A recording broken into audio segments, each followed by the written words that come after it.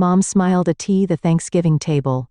Good thing your miscarriage spared our family from a failure, relatives laughed, and my sister, holding her child, smirked. Only real mothers belong here. I clenched my fists and stood up. No one knew this would be the last Thanksgiving. Cleveland winter mornings always begin quietly. From Catherine Martin's office window overlooking the snow-covered streets, she could see cars arriving one after another in the hospital parking lot. As a pediatrician with 10 years of experience, Catherine was accustomed to this morning routine. However, everything had felt different these past few months. She reached for the picture frame on her desk. A photo from her wedding day with James. Both of them smiling, full of hope. James, a successful corporate attorney, had always been her support. Especially since that day, Catherine unconsciously placed her hand on her abdomen. 5 months ago, they had lost their long-awaited baby. Sudden abdominal pain, followed by a long night at the hospital. Then the doctor's apologetic expression. A knock interrupted her thoughts. "The first patient is ready," the nurse announced. Catherine took a deep breath and regained her professional smile. This was her coping mechanism, immersing herself in work. Time for healing would come later. When James returned home, they would find comfort in each other's arms. The office phone rang. Catherine picked up the receiver. "Kathy, it's Mom." Catherine closed her eyes. Her mother Elizabeth's voice always evoked a little tension. "Good morning. Do you need something?" "I just wanted to confirm about Thanksgiving. I've invited James's mother too. Since it's the first time I'll be meeting her, I want everything to be perfect." In Cleveland's social circles, Elizabeth Anderson was a respected figure. As the owner of a high-end boutique chain, she always cared about appearances and reputation. And above all, she cherished the image of the perfect family. "You invited James's mother?" Catherine asked in surprise. "Yes, of course. She's part of our family. Especially after the recent event, she seems to be looking after you." The event. Her mother always referred to the miscarriage that way, as if it were an inconvenient accident, something that tarnished the family reputation. "Thank you. Eleanor is truly a wonderful person," Catherine answered honestly. James's mother, Eleanor Martin, was one of the most compassionate souls she had met after her miscarriage. As a local philanthropist, Eleanor was involved in many support activities for women and children. But more than that, she had offered Catherine unconditional love and support. Unlike Elizabeth, and Victoria and Tom are coming too. They're bringing little Timothy. Pride seeped into Elizabeth's voice. Catherine's sister Victoria led the perfect life. Having inherited Elizabeth's values, Victoria was a stay-at-home mom with a 3-year-old son, always playing the role of the ideal mother. "How's Dad?" Catherine asked about her father Thomas. The retired university professor often seemed hidden in the shadow of her mother's strong personality. He seemed to protect himself from family tensions by retreating into his research and books. "Your father is the same as always." Shut away in his study, not wanting to be disturbed by anyone, Elizabeth made no attempt to hide her irritation. After the conversation ended, Catherine gazed out the window. Thanksgiving. A time for family gatherings. She should have been 7 months pregnant by now. She should have been celebrating with her family, feeling the baby move inside her. She took out her cell phone and sent a message to James. "Mom invited Eleanor for Thanksgiving. Is that okay?" The reply came immediately. "Of course. We're a team. Let's get through this together." Catherine smiled. James was her rock. Through any storm, he stood by her side. And so did Eleanor. That evening, Catherine and James sat on the living room sofa, drinking wine and reflecting on the day. "I wonder why Mom suddenly invited Eleanor?" Catherine wondered. James shrugged. "My mother was pleased. She's wanted to meet your family for a long time. But Thanksgiving is." Catherine was choosing her words carefully. "Family gatherings can sometimes be tense, especially since Mom and Victoria don't have much understanding about our situation." James squeezed her hand. "It'll be fine. My mother is on our side too. Whatever happens, we'll support each other." Catherine leaned against him. While finding comfort in his words, anxiety remained deep in her heart. For years, she had endured subtle criticism and comparisons from her mother and sister. Criticism for prioritizing her medical career and not getting married at the right time. And now, after the miscarriage, How would they see her? The phone rang. It was Eleanor. How about lunch together tomorrow? I have some business near your hospital. Catherine smiled. Eleanor's timing was perfect. As if she always appeared when needed. Yes, I'd love to. The next day, at a small cafe in town, Eleanor greeted Catherine with a warm smile. An elegant yet down-to-earth woman, Eleanor's presence was always comforting. Thank you for the Thanksgiving invitation, Eleanor said. Your mother was very kind on the phone. Catherine laughed. That's Mom's social voice. She's desperate to maintain her reputation as the perfect hostess. Eleanor touched her hand. Are you okay? Thanksgiving can sometimes be emotional, especially this year. Catherine took a deep breath. To be honest, I'm a bit nervous. Mom and Victoria aren't very sympathetic about my miscarriage.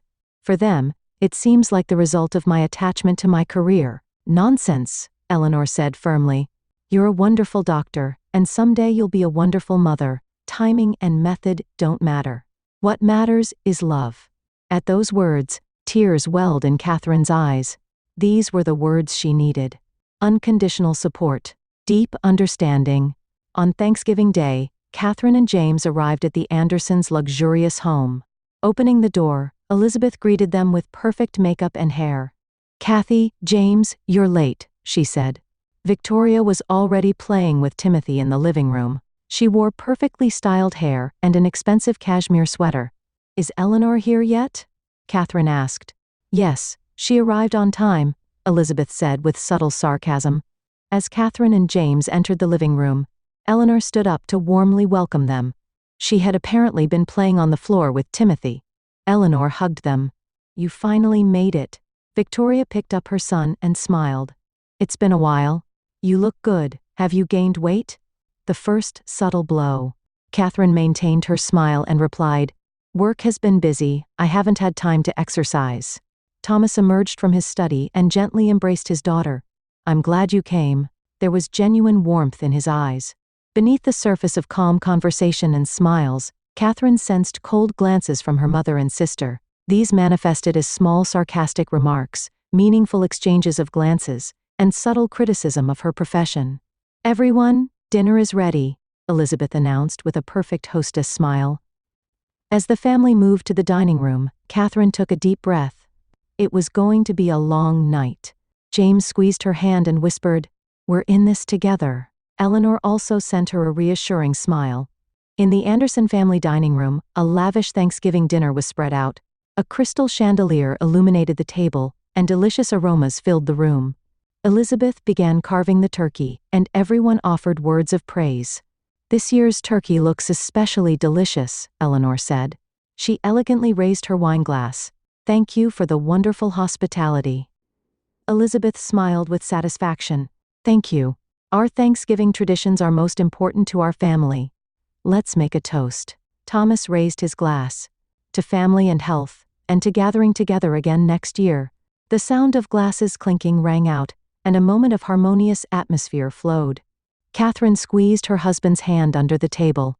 So far, so good. Catherine, give me your plate. Elizabeth offered a slice of turkey. As Catherine extended her plate, Elizabeth paused and looked her up and down. Have you gained weight recently? You're not pregnant anymore. You should be careful. A moment of silence fell over the table. James's hand tightened on Catherine's thigh. Eleanor's eyes widened in surprise. Elizabeth, Thomas said warningly. Elizabeth shrugged. What? It's a mother's duty to worry about her daughter. Catherine took a deep breath and smiled. Thank you. But I'm satisfied with my body. In the tense atmosphere, Victoria giggled while stroking her son's hair. Mom, don't say such things. But we mothers always have to think about our children. Those words were like salt in the wound. Catherine tried to continue eating in silence. Her hands trembled slightly. Timothy has already started preparing for kindergarten. Victoria changed the topic to her son. The teachers say he's extremely intelligent. He must take after Grandpa Thomas. Thomas smiled gently at his grandson. He's a wonderful child. Catherine, Elizabeth suddenly said. Are you and James trying to have another child? Catherine struggled to swallow the food in her mouth. Mom, that's a private matter between us two. Of course it is, but as family I worry. You're already 35. Time is ticking away. Eleanor quietly spoke up. Elizabeth, that's a bit, but Elizabeth waved her hand to silence her. As the mother of an only son, you might understand, but as the mother of 2 daughters, I wish for their happiness. Elizabeth took her wineglass and slowly swirled the wine. Actually, I've been thinking about your incident. Catherine froze. Incident? Your miscarriage, Elizabeth said frankly. As a doctor, you should have understood the risks. Long working hours, stress, and… She searched for words. Well, your age too. Catherine's voice trembled. Please, not now. But Elizabeth continued with a smile. In a way, your miscarriage might have been a blessing for the family. To be honest, Catherine, you've always been so focused on work I didn't think you were ready to be a mother. We've been spared having a defective addition to the family. Relatives around the table laughed awkwardly. Thomas covered his face with his hands, and Eleanor's face reddened with anger. Victoria hugged her son and smirked. I guess only real mothers belong here. Catherine's hands shook, gripping the cutlery tightly. The world seemed to spin slowly in her head. The life she had lost from her body, the countless nights she had cried, and now, even her identity as a mother was being denied. Slowly she rose from her chair. The room was suddenly filled with tension. Kathy. James quietly called her name. Catherine didn't move. She stared at her mother. The face of Elizabeth, aged but still beautiful. The woman she had admired, loved, and sometimes feared. James stood up and placed his hand on his wife's shoulder. His eyes were cold as he stared at his mother-in-law. Elizabeth, either you take back what you just said, or we're leaving. Elizabeth looked surprised. Well, James, I merely spoke the truth. As family, shouldn't we be honest? That's not honesty, it's cruelty. Eleanor also stood up. Her voice was quiet but filled with strong will. I didn't expect Thanksgiving in this house to be so cold. Victoria rolled her eyes. Please, everyone's overreacting. Mom is just concerned. Catherine finally spoke. Her voice trembled, but it was clear. For 2 years, James and I wanted a baby. The day I miscarried, I felt like I had failed. As a doctor, as a woman, and as a potential mother. But now I realize it wasn't me who failed, but you. You failed to show love and support. Elizabeth tried to speak, but Catherine raised her hand to stop her. The words you said across the table tonight weren't just opinions. They dismissed my pain, invalidated my experience, and worst of all, they insulted the life I lost. Tears welled in Catherine's eyes, but she stood strong. James and Eleanor supported her on either side. Mom, we're leaving. And tomorrow, please think about what you said tonight. I love you. But right now, I can't forgive you. She quietly placed her napkin on the table and left the dining room with James and Eleanor. Behind them, Elizabeth sat in shock.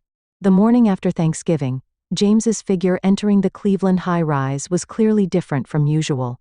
His expression was etched with anger and determination. As he headed to his law firm's floor in the elevator, the events of last night wouldn't leave his mind. The pained expression on his wife's face, her mother's cruel words, and Elizabeth Anderson's cynical smile. Jim, I thought today was a holiday, his colleague Michael said with a surprised look. I have an urgent case, James answered concisely. Could you book a meeting room? And please call Karen from the tax department and David from corporate. Michael raised an eyebrow but nodded without questioning. Has something special happened? James exhaled deeply. Yes, it's related to how my wife was treated by her family at Thanksgiving yesterday. Are you going back to the Anderson Boutiques case? Michael's eyes widened. Yes, James replied calmly. I've kept my distance out of consideration for my mother-in-law. But now, it's time to apply the law fairly. In the meeting room, gathered before the lawyers, James calmly explained. Elizabeth Anderson's company, Anderson Boutiques, had long-standing legal concerns. Issues with employee working conditions, contracts with business partners, and tax processing irregularities. Until now, out of consideration for his mother-in-law, he had assigned this case to other colleagues. But from today, I will personally handle this case, he declared with a stern expression. I will thoroughly examine all evidence and take legal action if necessary. No personal feelings will be involved. We will proceed purely from a legal standpoint. At the same time, in another part of Cleveland, Eleanor was attending an emergency board meeting of the local women's support organization. Dressed in an elegant suit, Eleanor entered the meeting room with a face full of stern determination rather than her usual calm expression. "Thank you all for gathering today," she said to the seated board members.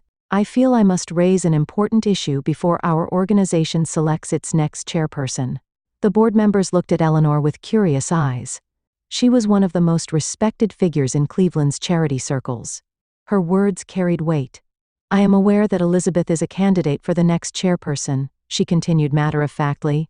"However, we need to carefully consider whether she truly aligns with our mission and values." Eleanor explained the events of last night's Thanksgiving in detail, controlling her emotions. Elizabeth's cruel words to a woman who had experienced a miscarriage, and the meaning behind those words. "Our organization's mission is to support and respect all women."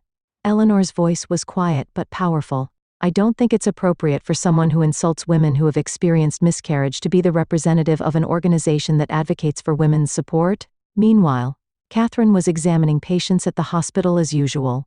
However, her heart was not at peace. Last night, after returning home, she had finally released the emotions she had been holding for years. Crying in James's arms, she spoke about the verbal violence from her mother and her sister's betrayal. A nurse gave a small knock at her office.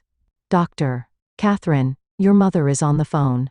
Catherine took a deep breath and picked up the receiver. "It's Mom." Elizabeth's voice sounded more anxious than usual.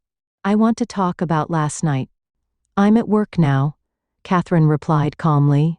"And what you said isn't easily forgotten. You're being too sensitive." "I was simply—" Catherine interrupted her. "I'm at work. And honestly, I'm not ready to talk to you yet. Please give me time." She hung up and gazed out the window. For the first time, she felt the need to free herself from the toxicity of her mother and sister. Several weeks passed, and the situation rapidly developed. Elizabeth's company suddenly faced tax audits and workplace environment inspections. Though James appeared uninvolved on the surface, he was providing legal support to whistleblowers, arranging for the company's misconduct to come to light one after another. "This is a business matter," he explained to his wife. "If she broke the law, she should face it." At the same time, Elizabeth's position in social circles began to waver. The issue raised by Eleanor was seriously discussed within women's support organizations, and as a result, Elizabeth had to voluntarily withdraw from the next chairperson election. Furthermore, she was pressured to resign from other organizations where she served as a board member, citing personal circumstances. One night, as Catherine and James were enjoying dinner, the doorbell rang. Opening the door, Victoria stood there. Her eyes were red, and her makeup was smudged. "Please, hear me out," she pleaded. Catherine hesitated for a moment, but invited her sister in. In the living room, Victoria explained the situation through tears. Her husband's company had close ties with Elizabeth's boutique, and was also affected by the current investigation, and the family's reputation was rapidly declining in the community. "Mom cries every day," Victoria said. "She believes this is all your revenge. Kathy, please, stop this." Catherine calmly looked at her sister. "Victoria, this isn't revenge. These are consequences. Consequences of Mom's actions, and your words. But we're family."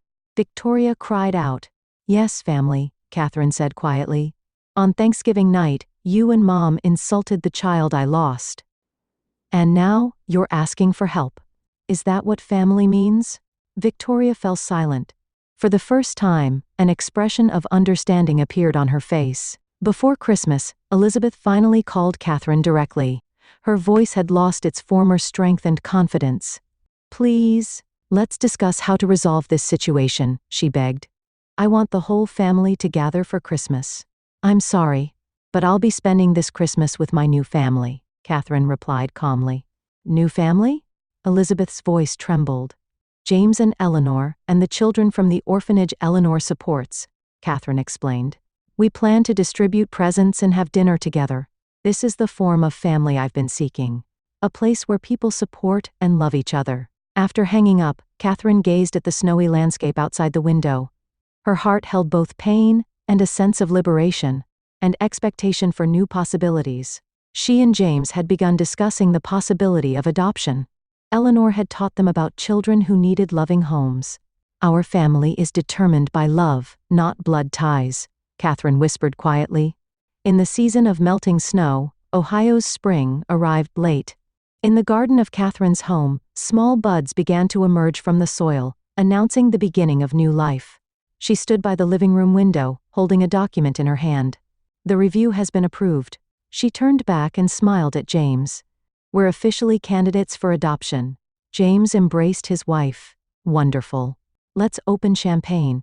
At that moment, Catherine's smartphone rang, and Victoria's name appeared on the screen. Catherine sighed. Since Christmas, she had minimized contact with her birth family. Just short conversations and superficial greetings. On the other end of the phone, her sister was crying. Please, help. Mom's company has filed for bankruptcy. And Tom's company has also taken a big hit. Her voice trembled. We might lose our home. Catherine gazed out the window. Her life had just begun to move forward. She and James were preparing to welcome twin girls, Lily and Rose, into their family. Was she really ready to reopen past wounds? I'll talk to James, she finally said. But I can't make any promises. After hanging up, Catherine explained the situation to James. He considered carefully and finally suggested consulting with Eleanor as well. The next day, Eleanor quietly listened while drinking coffee at Catherine's house. Whatever you decide, I support you, she finally said. But remember one thing. Forgiveness is not for the other person, but for yourself. On the weekend, an unfamiliar car stopped in front of Catherine and James's house. Elizabeth and Victoria got out. No longer with their confident appearance, both looked tired. Elizabeth's high-end brand clothes weren't worn as perfectly as before, and Victoria's face showed deep worry. Thank you for coming, Elizabeth said with a nervous smile. Catherine quietly welcomed the two. Please, come in. Eleanor was already seated in the living room. Elizabeth hesitated for a moment but sat down. Tension permeated the room. Something to drink? Catherine asked. No, thank you, Elizabeth answered in a small voice. She was clearly uncomfortable. I came to talk directly because you are our last hope. Catherine sat quietly, and James came to her side. Can you explain what you mean? Elizabeth and Victoria took turns explaining the situation. Anderson Boutiques had to pay a large fine as a result of the tax audit and had fallen into excessive debt. Victoria's husband Tom had also lost investments due to the company connection. And now, their foundation of life was about to. James have funds, don't you? Could you lend us? The room fell silent. I want you to help, because we're family, Elizabeth finally said. You and James have funds, don't you? Could you lend us some? The room fell silent. Catherine stared at her mother and sister. The words from Thanksgiving night came to mind. Defective. Real mother. The people who had uttered such words were now asking for help. Why should I help? Catherine quietly asked. On Thanksgiving night, you mocked my pain. You called the child I lost defective. Why should I help such people? Victoria began to cry. I was wrong. That night, I said things I shouldn't have. But think about Timothy. He's still so young. Elizabeth also had tears in her eyes. Catherine, she struggled for words. I was wrong. I didn't mean to hurt you. You didn't mean to hurt me? Catherine's voice rose slightly. Is that really what you think? Elizabeth took a deep breath and closed her eyes. I was jealous, she finally admitted. Jealous that you succeeded as a doctor, chose your own path, and lived ignoring my advice. That you refused to live like me. The room fell silent again. Catherine was surprised by her mother's confession. She had always thought her mother was disappointed in her. That she wasn't perfect like her mother. But in reality, her mother had been jealous of her independence. Catherine said in a calm voice. As you said, only real family belongs here. But real family isn't about blood relations, it's about relationships where people respect and support each other. She gave James a look. He stood up and brought documents from the study. What is this? Elizabeth asked, looking at the documents. This is a proposal to take over Elizabeth's company's debt, James explained as a lawyer. We will acquire and rebuild the company. Employee jobs will be maintained, and the brand name will continue. However, there are several conditions. Elizabeth and Victoria stared at the documents with expressions mixing hope and fear. What kind of conditions? Elizabeth asked in a hoarse voice. Catherine leaned forward. First, you and Victoria will volunteer at a support group for women struggling with miscarriage or infertility, at least 8 hours a week for 1 year. Volunteer? Victoria asked, with a confused expression. Yes. At the organization Eleanor runs, Catherine explained. There, you will listen to women who have experienced miscarriage or cannot have children, and learn how to support them. And second, James continued, officially apologize. To Catherine and to all women who have had similar experiences. Elizabeth clutched the documents. Her hands were trembling. She seemed to be struggling between pride and necessity. Give me time, she finally said. Until tomorrow, Catherine calmly replied. This is your last chance. Whether we can become a true family depends on you from now on. After Elizabeth and Victoria left, Catherine faced Eleanor and James. Did I do the right thing? She asked anxiously. Eleanor took her hand. People can change. But sometimes, forced learning is necessary. You gave them a chance to change. That's the greatest gift. That night, Catherine gazed at photos of the twins waiting for adoption, contemplating the future to come. A new form of family, not connected by blood, but bound by love. And the possibility of healing a wounded past and building new bonds. The next morning, her smartphone rang. It was a message from Elizabeth. I accept the conditions. And I sincerely apologize. Catherine took a deep breath. This wasn't an end, but a new beginning. A year later, Cleveland was again in the Thanksgiving season. Warm light illuminated Catherine and James's home, and the aroma of turkey and pumpkin pie wafted from the kitchen. In the living room, 7-year-old twin girls, Lily and Rose, were laughing while reading a picture book. It had been 6 months since they became a family. Everyone will be here soon, Catherine said, removing her apron. Is everything ready? James nodded while giving the turkey its final touches. Perfect. Eleanor said she'd come a bit early, so it should be any minute now. The doorbell rang, and the twin girls shouted Grandma as they rushed over. Opening the door, Eleanor stood with presents in both hands. My lovely granddaughters. She embraced the girls. Next to arrive were Elizabeth and Victoria, along with her son Timothy. Compared to a year ago, they had changed considerably. Elizabeth had a softer expression, and her former obsession with perfect appearances had receded. Victoria also carried a more gentle atmosphere. Kathy, Elizabeth said, a bit nervously, I brought this. What she offered was a homemade apple pie. The former Elizabeth would have brought a perfect dessert bought from a high-end shop. Thank you. Catherine smiled as she accepted it. Homemade? Elizabeth nodded, looking a bit embarrassed. I've been learning to cook with the women from the support group. They teach me many things. As everyone gathered at the dining table, a completely different atmosphere from last year spread. Instead of tension and sarcasm, there was a quiet warmth and air of reconciliation. During the prayer before the meal, Elizabeth began to speak through tears. What I've learned this past year is what family means. Not blood ties, but bonds where we respect each other and support one another during difficult times. She looked into Catherine's eyes. Catherine, James, and Eleanor, thank you for teaching me this important lesson. She continued further. And through spending time with women struggling with miscarriage and infertility, I've learned the power of words.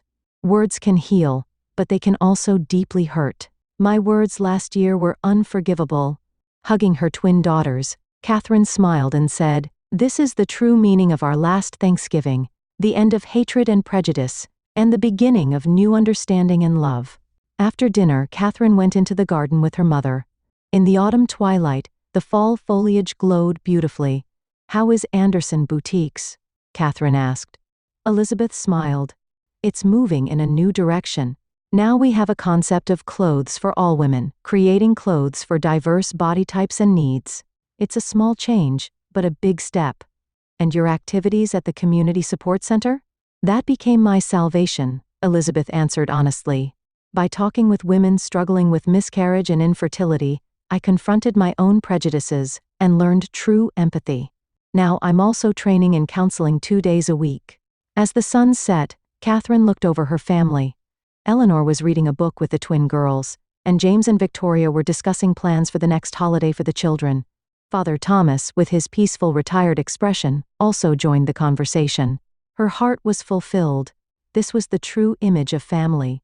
Not perfection, but acceptance and understanding, not criticism, but support and love. And above all, the courage to embrace growth and change. Mom, thank you, Catherine said quietly, for changing. Elizabeth squeezed her daughter's hand and smiled with gratitude.